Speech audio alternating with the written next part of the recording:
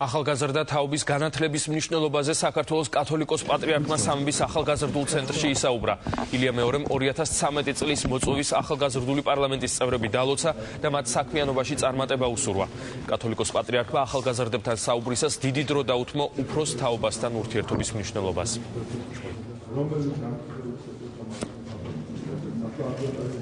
დღეს ჩვენ ვცხოვრობთ ძალიან რთულ დროს,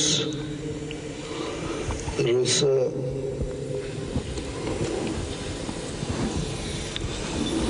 ჩვენ მივედით თითქმის უსკრულთან და აი ამ უსკრულიდან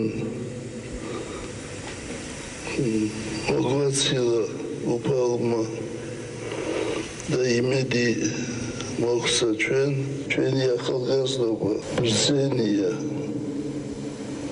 და უფრო ღრმად